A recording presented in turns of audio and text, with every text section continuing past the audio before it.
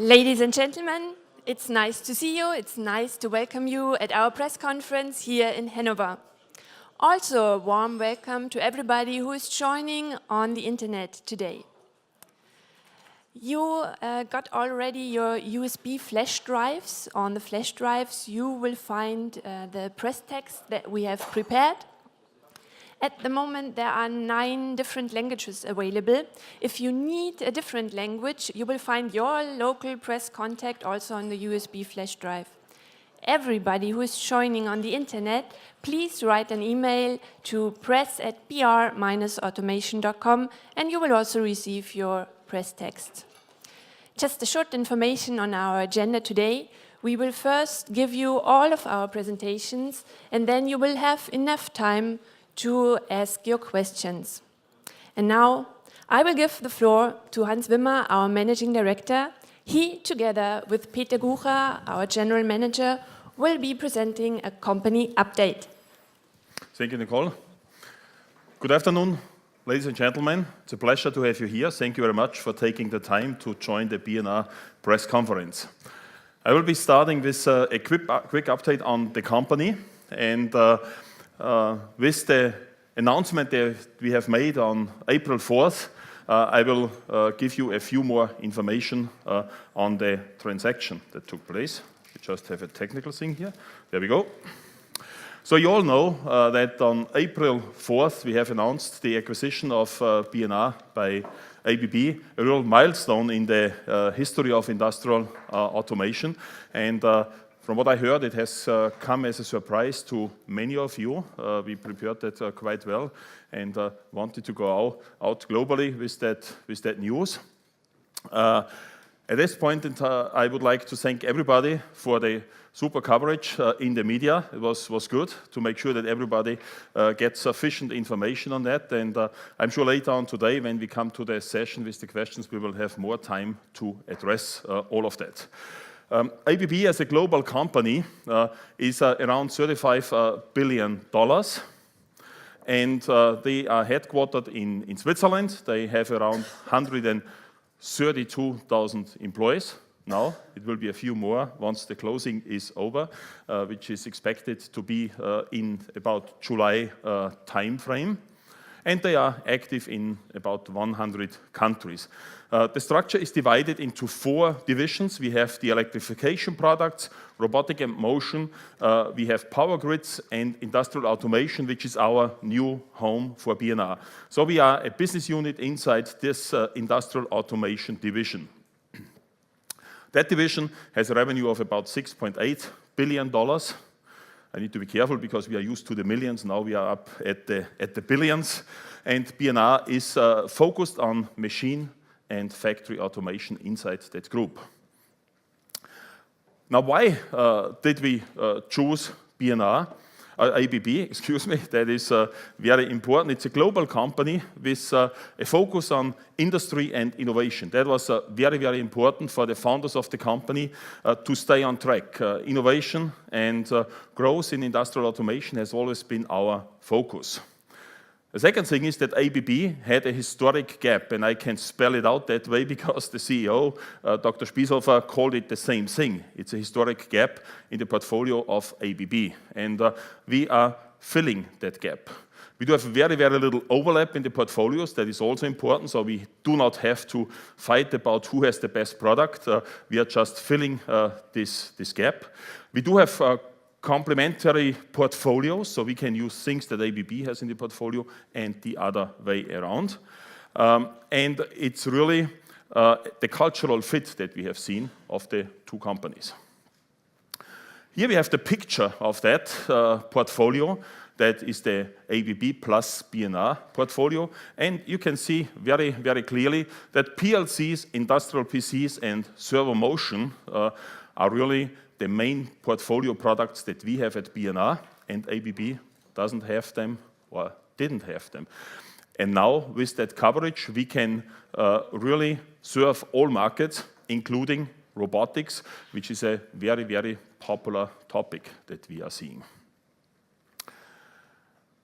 Well, what's happening to B&R? The brand name will stay the company will stay. We are not changing this. And we will keep our solution-oriented approach to the market, work very closely with customers. That's a very big part of our success model, and we will keep that. We will remain independent, and all the units abroad will report to B&R, to the headquarters in Eggelsberg. The management team is going to stay the same, and we do have the commitment by now from our teams, from our people, that they will stay, and we will continue to serve all of our customers worldwide. And we are proud that we now are the global center for machine and factory automation inside the ABB Group. And as such, we will grow, we will continue to grow. The product focus and the portfolio strategy will not change. So we are not going into other areas. We will continue to stay on those levels where we are. That has been successful, and we are asked to continue that, and we are very positive that with that move, we will be able to open the next chapter of our growth story.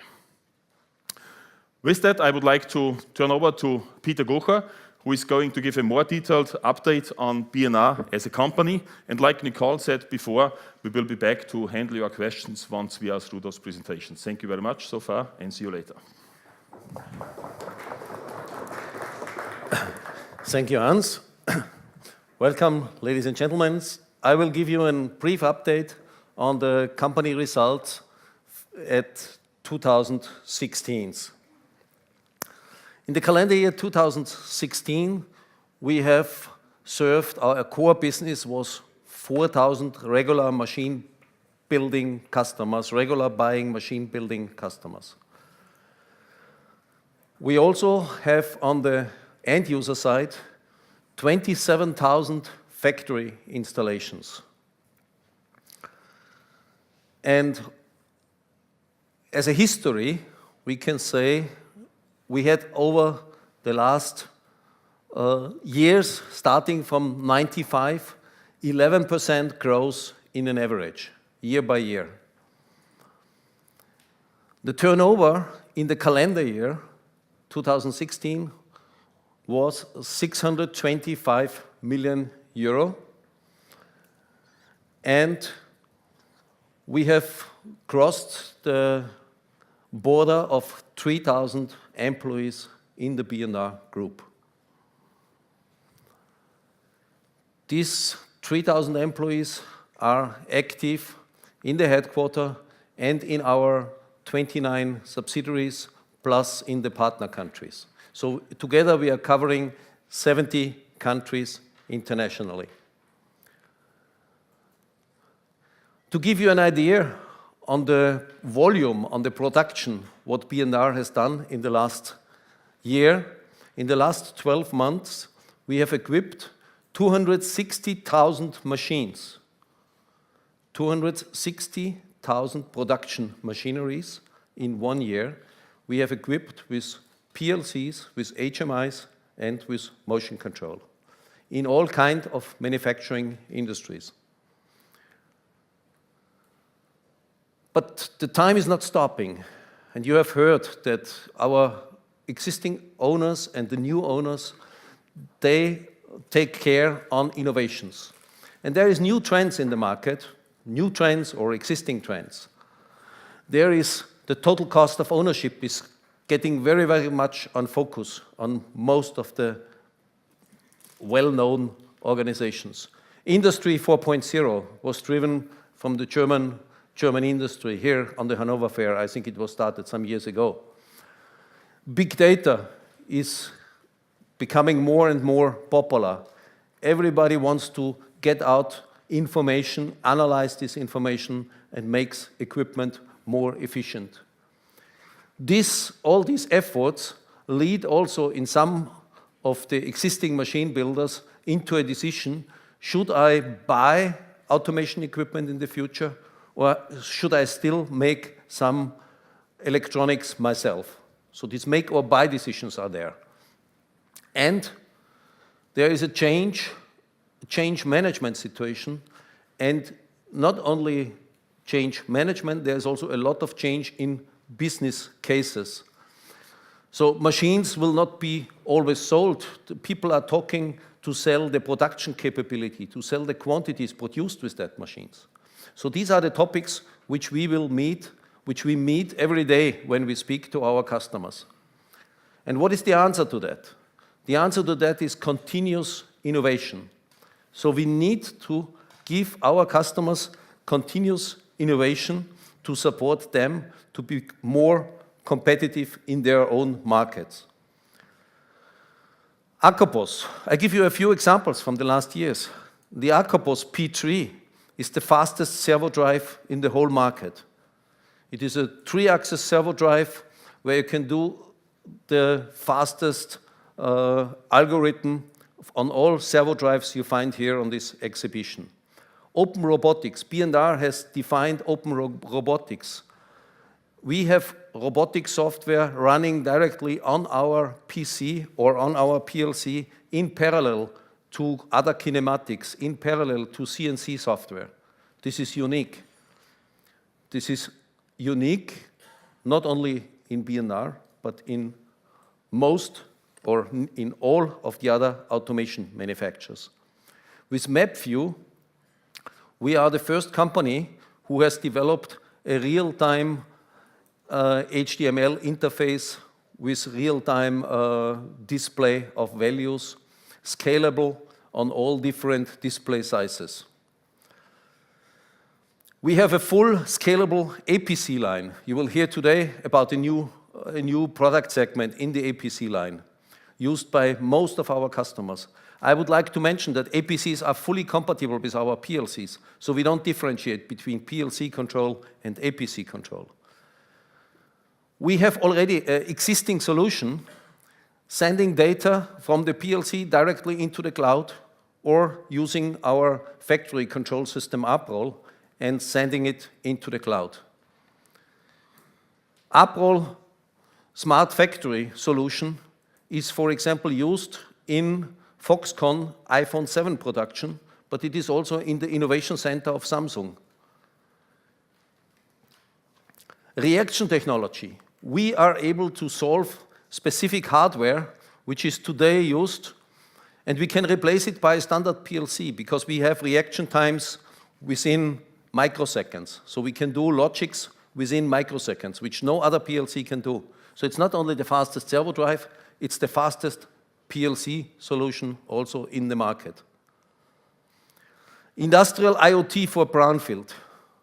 We have a guest here coming from one of our customers, you will see in a few minutes, who will explain that to you, how customers can benefit from our orange box solution for existing installations in existing factories.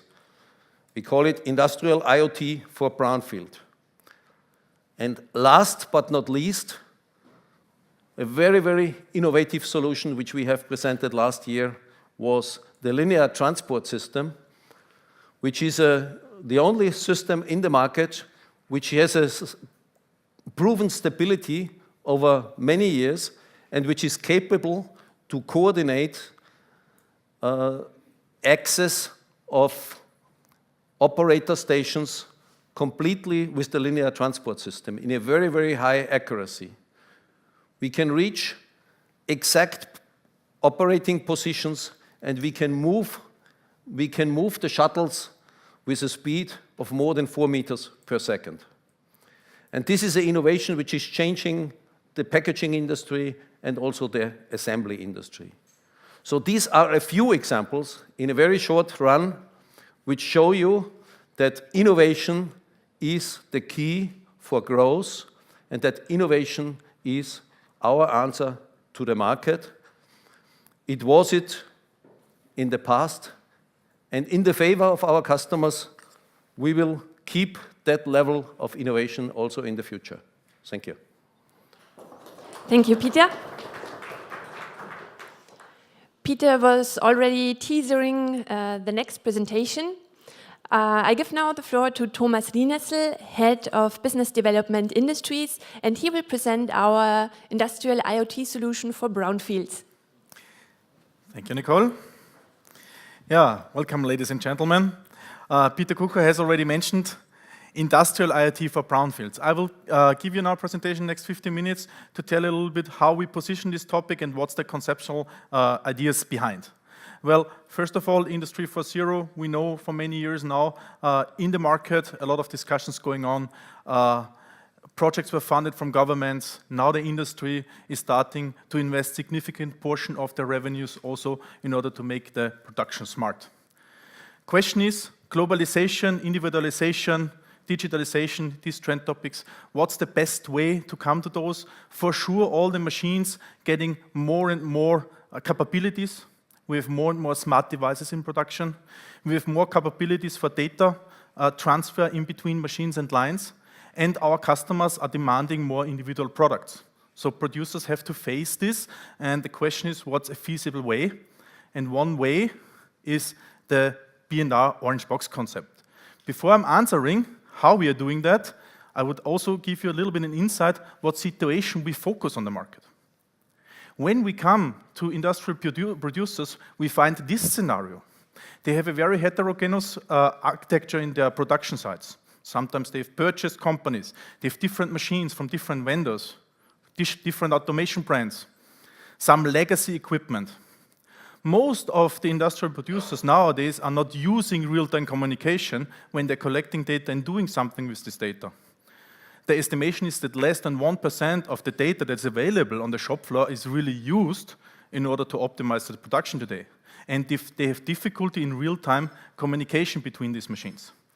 And because of that, it's also difficult to increase the efficiency, difficult to understand where are the bottlenecks in the production, how can I protect from unexpected stoppages and other things.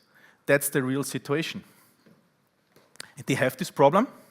And also they come this problem to our typical customer, the machine builder. So they get challenges. Machine builders get these requests from end users about making their production smart, their factory smart. But the machine builders themselves, they have interest, they're experts in their machinery. So they want to sell new equipment, maybe retrofit equipment, but basically sell their own machines. And all this scenario gives also new business models for machine builders. And with that, we have a situation where we have to look what is really required. And with all the discussions that we had with customers, we found basically three facts. The information that must be gathered from the shop floor must be significant. So we really need to do something correct, the correct measure at the production site. Any installation must be economically suitable in terms of operation expensive and also from the investment point of view. And anything that on the production floor is done must have an impact on the relevant KPIs for that production. Makes no sense if this measure is depending on the operator. So he has to see and he has to react fast in order to maximize the productivity. All this results in B&R in the orange box concept. Now, what is the orange box concept? The orange box concept technically is a controller, you can call it PLC from any kind, plus an assembly of different map components out of map technology from B&R, and those map components are pre-configured software components, like some of you are well aware with the smartphones. And these map components that are installed at the application are automatically generate and display the KPI and the OEE ratings on the shop floor. This concept is designed to operate in any kind of infrastructure that you find in the production. So it's not depending on new equipment, on changing something. So it's working in the existing infrastructure independently from the automation brand. You see the orange box here in the middle. You see that you have PLCs, you have third-party PLCs, and there's some of the equipment that comes along that can be customized for this orange box. I will not go into detail about these maps, but look about your iPhone. You install what you require from the apps, the same you can do with the orange box. You install a map for measuring the overall equipment efficiency. You can install a map that makes the machine tweet in order to inform people if there is any problem on the machine, or maybe any problem that is foreseen from the equipment. You can have install a map that records constantly the data that is on the shop floor and not interrupting even if you're losing the connection to the IT above. Or, for example, user assignment. Who has the right to change something on the process, and this according to international standards. These are some of the map components. There is many more, but those, for example, are very relevant for the producers when they are installing the orange box at the shop floor. So we configure them like apps, and for the operator, it looks like this. He's very familiar with that. It's like an iPhone with icons that have several functions, and with this function, it's a very intuitive approach. You do not need to read a lot of manuals. You click, you see what you get, and you get the data transparent. You have the operator ID, and then you have different functions on the app that is installed in the orange box. Very intuitive. Now, question comes, how do you collect the data? Well, there's basically two possibilities. Either via hardwired IOs, those IOs existing, and you collect the sensor data, or you integrate this with a field bus connection. Both principles are possible. Important is, both principles do not have an influence at the machine itself. So the machine's running with the software that's already installed.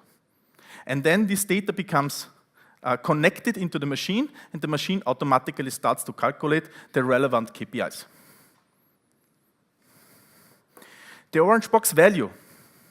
The orange box is not only a simple IIoT gateway, so it's not only collecting data and then transfer it to the cloud. What you can do with the orange box is you can configure the relevant KPI. What do I mean? If I'm an industrial producer and I have line 1, 2, 3, or even if I have different plants, and I have a relevant KPI, I want to measure this in accordance to what is important for my production. I want to compare line number 1 with line number 2. If, for example, we see that later on Nestlé, asset intensity is calculated in that way, it's always calculated in that way, independently what you have on the line. So the configuration of the OEE and the relevant KPI can be done on the orange box. The operator itself can configure his preference. So what he sees on the production, what is important, can be configured and displayed, so the impact on anything that he's doing on the machine can be seen in relevance to this KPI. And there is no expert knowledge required. So to run, to engineer the orange box, it's a very simple process. You pay what you use. The maps are ongoing updated from the manufacturer, map components from B&R, and the functions are extendable, so it's a sustainable solution. It can grow with the demand. Let's say somebody starts with KPI ratings and in the future wants to collect energy data, condition monitoring information, or any other functionality that might come along the way in Industry 4.0 are then can be installed and extended on this orange box concept. And this is how it looks, for example, for an operator. You can see here there's a relevant KPI, in that way we call it asset intensity, and there's other indicators like the speed or speed losses, quality indicators, availability indicators like planned stops, unplanned stop, everything that is relevant for this industrial producer. And all these concepts we have already installed in one of our customer installations. And I would welcome on stage Mr. Ralf Hagen from Nestlé. Ralf Hagen is the engineering manager, MES in the automation for Nestlé Germany. And Nestlé has installed the orange box in the factories. Ralf, let us know about it. Thank you very much. Ladies and gentlemen, welcome here. So it's an honor for me here to speak on behalf of Nestlé. I am the MES E&A engineering manager for the German market, Scandinavia and Benelux as well. And I think what I'm talking about is, I think, very well known by a lot of automation engineers as well, because this was the driver of really starting it into. We have different requirements already set. So the final way to find the orange box was not based on, let's see what's going on. It was already a very specific search for something which is going to help us out. Say, the most important thing is that we have something which is working. I just call it a black box. It just works. There's a function which is reliable. Let's say as an iPhone is also black box. Nobody knows exactly, when he's not a programmer, what is going about, but you exactly know how to use it, for what to use it again. And this was the intention as well, to have something appropriate on the industrial level. The operational shop floor is important, as we already heard. Real-time capable, reliable, sustainable. This was the benefits of what we're calling industrial capabilities. Not to forget about that client server systems are not having this reliability level in the moment. Therefore, shop floor level availability was very important. And the communication to the upper systems, let's say, is mandatory, because otherwise we cannot talk anyways in future time about big data handling, because it has to derive from where. So it has to come from the shop floor level. So no expert knowledge. Knowledge is necessary. I will come to it later on a little bit more in detail. The expertise is quite the same, what we have now, but the problem is that we even cannot achieve it anymore to have a training on 3-4 different framework or developing systems in the moment, as we have from Siemens, as we have from Brockwell, as we have from Omron, as we have from Wonderware, as we have from B&R, whoever it is. We have to have even several trainings. And this, let's say, I'm sometimes wondering that the head of my engineers are not going to explode when they are making a troubleshooting, because they have to know so many different things simultaneously to make a troubleshooting available. So therefore, the intuitive operations through a menu guidance is very important, that we can concentrate on what to solve and what to handle, because we are producers, we are not engineering something. We have to keep it running, and we have to produce products, because this is what we are living from. And commissioned by every electrician is also based on that. We have electricians, we have automation, we have a very good one of those as well, but they should really concentrate on their work. If they have to do even something else, administrative, it's not productive for us. We have to keep it running. We have to make maintenance when it's necessary, but we are not troubleshooting something which is completely obsolete, or which even taking 10 times more than it should. And the raw data storage is very important, should be treated locally, because when we have the necessary infrastructure not in place, we cannot talk about big data handling when we have problems in moving it upwards into the cloud systems. For example, in future time we will do so, but at the moment we just can't do so. So finally, modular organic growing system is mandatory. So it means that we are not knowing what's coming up in 2 years' time, but we should be well equipped for that, so that everything what's possible is going to be implemented. Nobody knows what apps are available on an iPhone in 2 years' time, but we know exactly that on this platform it will run, regardless what's coming. This circle is running all the time, and this is not new. This is pretty old. The only thing what is changing is the spinning speed. Because in former times, let's say this spin, for example, took a week, if we are already well organized. But in the moment when we are really producing 24/7, then it should turn, let's say, even on an hourly, on a shift base, and say, okay, we identified the problem, we got a solution, and we did the solution, and now it works, and we get to the next troubleshooting moment, and we're just keeping on doing things much faster. So it was never changing the way the wheel is going to be organized this way. It is just changing the way of we are handling the speed.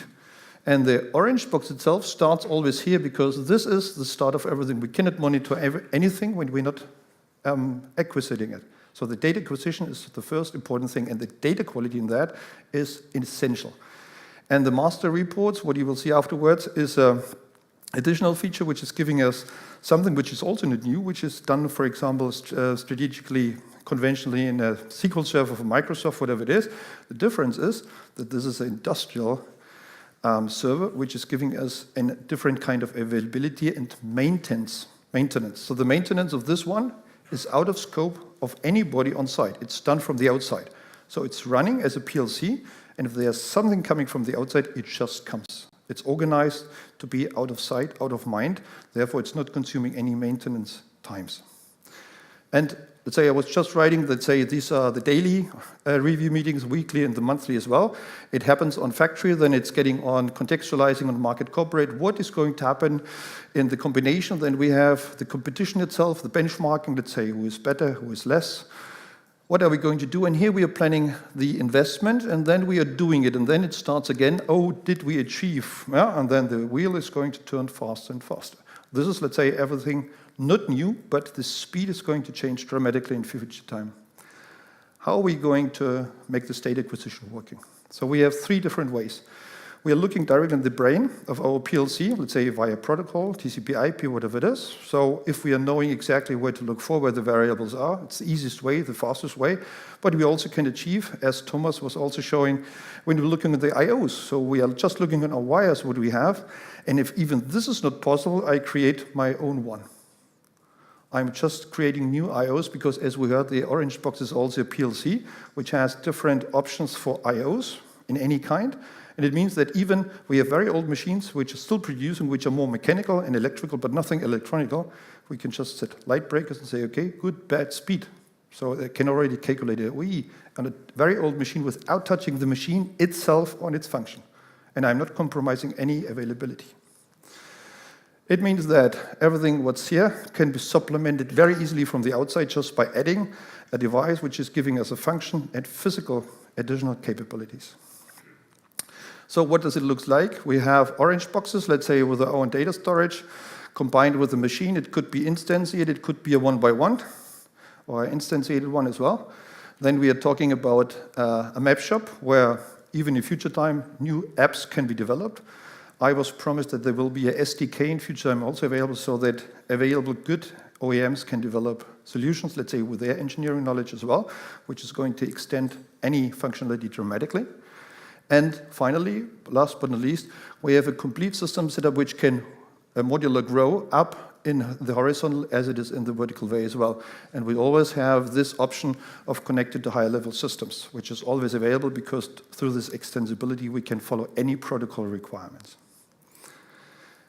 The most important thing is that with this approach, we have our local people limited over here. In the moment, they have to grow up here to know nearly everything to be able to troubleshoot correctly.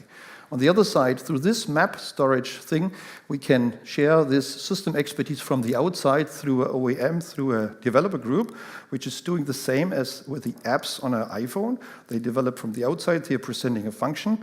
And you know, the only thing what you have to know inside is you have to press a button here and say update, and then this one is going to be updated here. So you even do not have to know how it works. The IT has just made sure that the IP address and everything else is considered well. This is the cycle which is always the same, data visualization, exploration, analysis. When it comes out here that something has to be found as a pattern recognition, for example, then this pattern recognition has to be fed back here on the real-time level and say, okay, please look for that for the next time to avoid stoppages in future time. I think this is a cycle which is very easy to understand. And with this cycle here, we can do it endlessly and as fast as never before. This is, as you already saw, one of these look and feels with the necessity. Then we have the different brands, kinds, which is already built in. There's a web server, everything built in. So you can have a look and feel of whatever you would like. Round instruments, a waterfall diagram as well. And you see everything what's necessary on one view, in one screen. Then we have, let's say this is the base of the orange box, a definition which is always, regardless of what system you're using, you always have to know where this information is coming from, which protocol, which address, what type, to handle it correctly. This is regardless of what system, always necessary.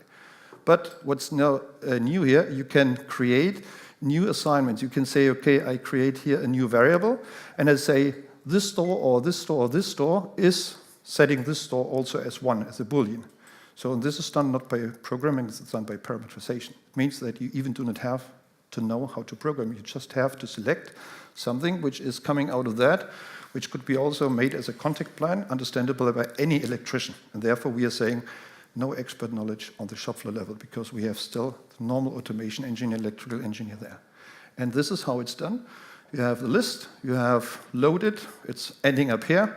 You're saying blah, blah, blah, this operators, here for example, or, and then you're filling of the description, and then you have this line already done. This is the normal way, let's say, in a one-by-one slow way, and if you would like to do it in a mass parameterization, you just do it in Excel, and you import the list by pressing this button over here and say, okay, import it, and everything is done accordingly. And this is now the outcome of the reports in the master control, which is giving us the ability similar to Microsoft SQL Server, but handled completely differently. Out of mind, out of scope means we do not have to update because it's done from the outside. You do not have to deploy, it's done from the outside. You do not have to take care about IT security because it's already tested with our IT systems. It's also done from the outside. And this is giving us these opportunities of handling it on a shop floor level.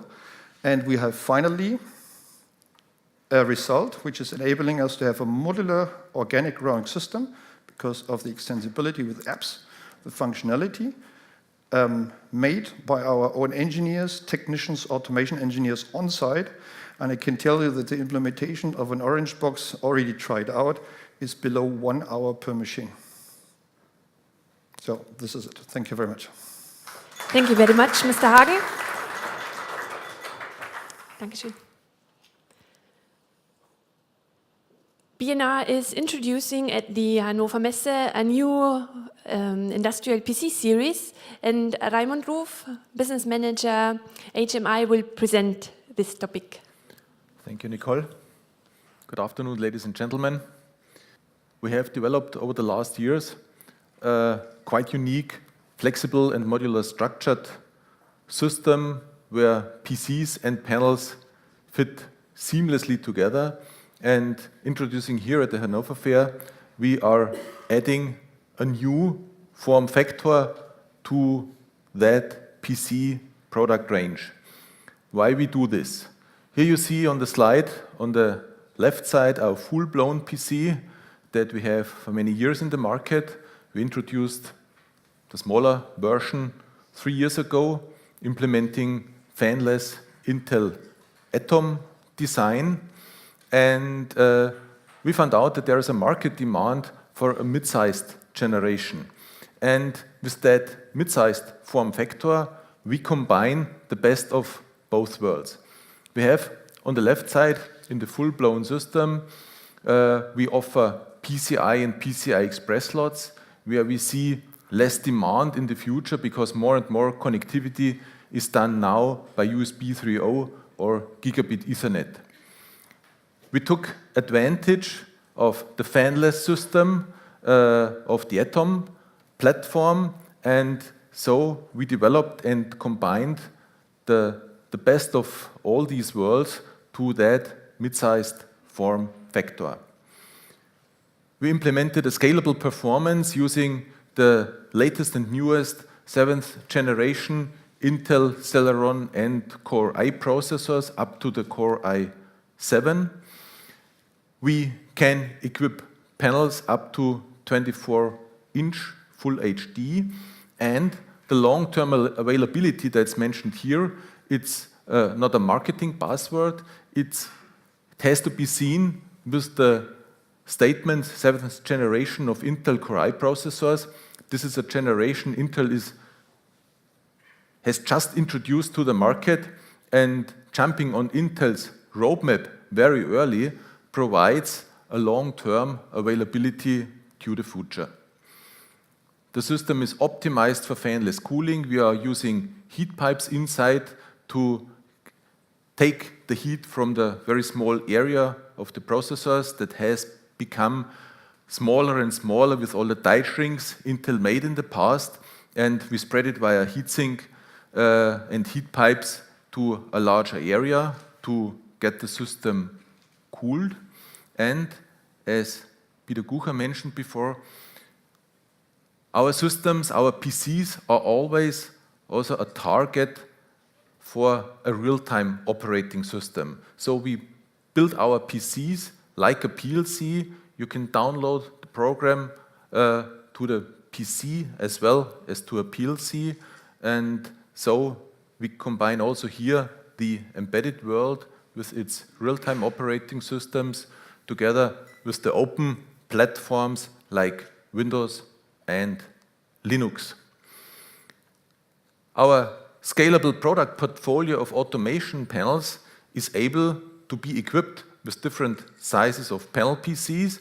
So with the introduction of the new panel PC 3100, we have immediately a wide range of automation panels starting on a small 10.1-inch widescreen and reaching up to the 24-inch Full HD.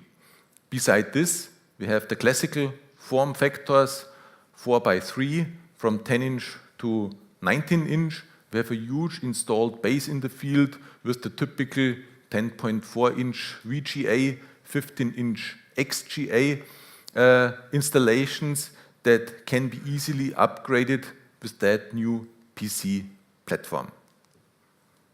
Thank you very much. Thank you, Raimund. Just for everybody who was joining later on, we prepared a press text for every presentation we gave you today. If you do not have this USB flash drive right now, please ask us afterwards. We reached now the end of the live presentation. Everybody who was joining on the internet and is interested in the press text or has any questions, please write at press@br-automation.com. We will send you the press text as soon as possible. Thank you and bye-bye.